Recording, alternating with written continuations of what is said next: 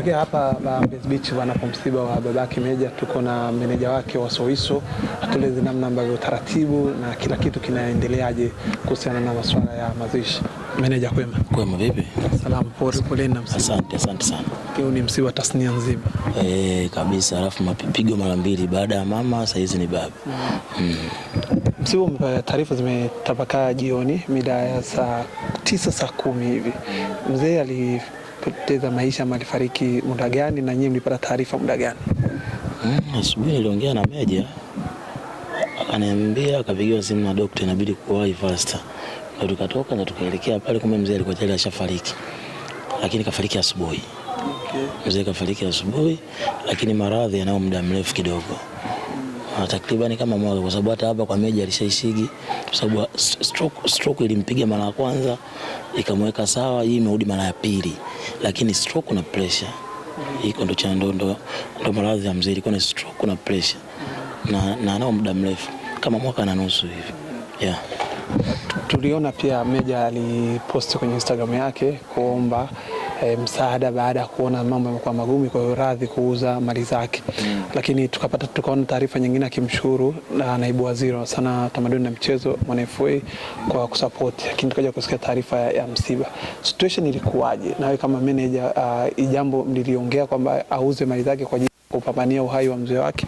Hapana, kitu kilichotokea, Meja yule ni mdogo na alipanic. Na ile asubuhi aliwahi kwenda hospitali. Alivyoenda pale, Meja ni mtu ambaye hawezi kuviface vitu hivi.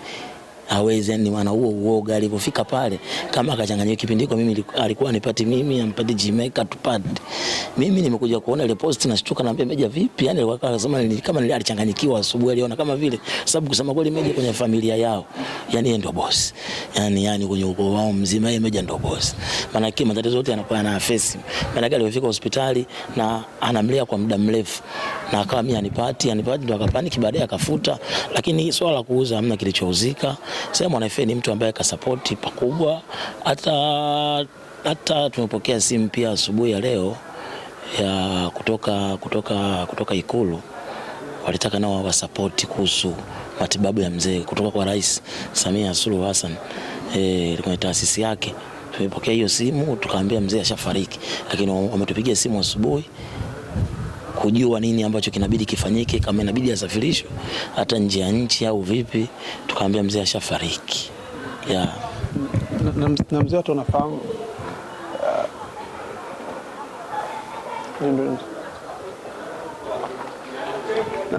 na mzee watu wanafahamu makazi yake ni Temeke. Lakini msiba umeuleta Mbezi. Kwa nini msiba umefanyika huko na sio kule kwenye makazi yake? Makazi yake mzee ni Kongoe ni mbali zaidi. Kongoe ni mbali zaidi. Hapa ni kwa Meja ambaye ni kwa mwanae alopambana naye kwa vipindi vyote. Tukaona tulete hapa pia kwa watu wetu wa karibu wengine waje wampe pole Meja hapa. Ya hilo ndio msingi. Na taratibu za mazishi yakoje? Taratibu za kufika, tumeona matoba yameshafungwa, viti vimeshawasili. Taratibu nyingine zinaendeleaje? Taratibu hapa tuna kikao kimoja cha mwisho, baada hapa tutakaa tutasema kesho tunazika saa ngapi na wapi. Lakini kesho tunazika. Kesho tunazika kwa uwezo wa Mwenyezi Mungu. Kesho tunazika. Neno lako kwa ndugu jamaa na marafiki kwenye tukio kubwa kama hili la kimsiba? Tunafahamu amempoteza mama, lakini pia leo amempoteza mzee wake. Wamuombee tu Meja, wamuombee kwa sababu kwa umri wake na vitu anavyokutana navyo ni vikubwa. Wamuombee tu, wamweke katika dua kabisa, kwa sababu kaachiwa wadogo zake wengi. Meja naye ana watoto wake. Cha msingi Mungu aendelee kumpa nguvu. Hata mimi mwenyewe ndio maana nipo naye karibu muda wote. Na nazidi kuongea naye. Shukrani. Asante sana. Kutokea hapa Mbezi Beach wanapo msiba wa babake Meja, tuko na meneja wake wa Sowiso, atueleze namna ambavyo taratibu na kila kitu kinaendeleaje kuhusiana na masuala ya mazishi.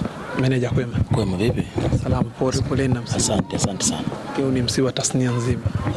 Kabisa, alafu mapigo mara mbili, baada ya mama sasa hizi ni baba.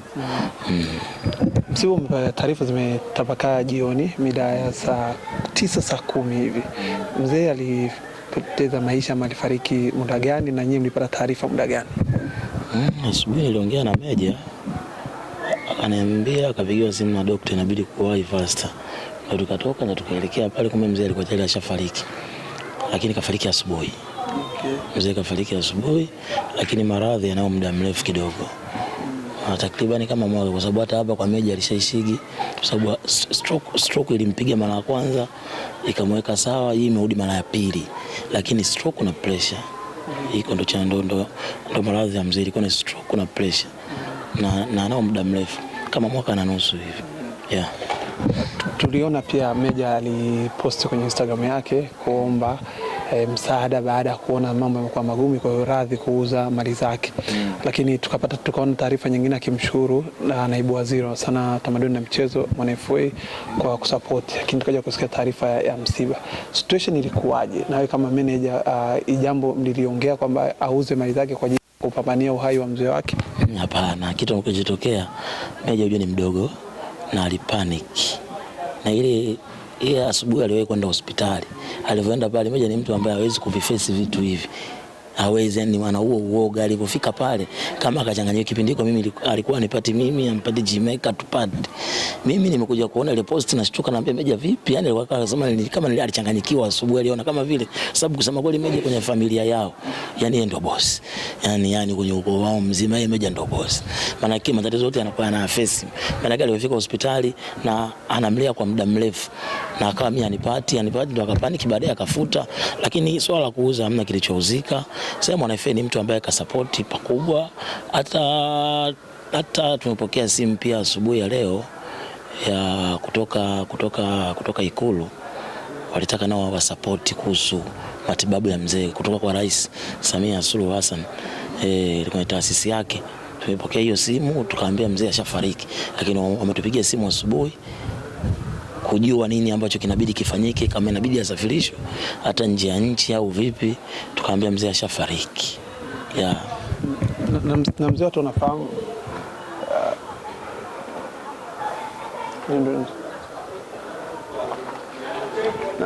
na mzee watu wanafahamu makazi yake ni Temeke. Lakini msiba umeuleta Mbezi. Kwa nini msiba umefanyika huko na sio kule kwenye makazi yake? Makazi yake mzee ni Kongoe ni mbali zaidi.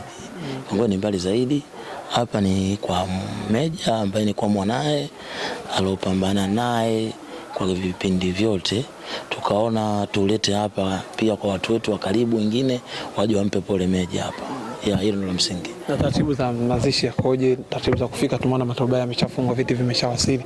Taratibu nyingine zinaendelea. Taratibu hapa tuna kikao kimoja cha mwisho, baada hapa tutakaa tutasema kesho tunazika saa ngapi na wapi. Lakini kesho tunazika.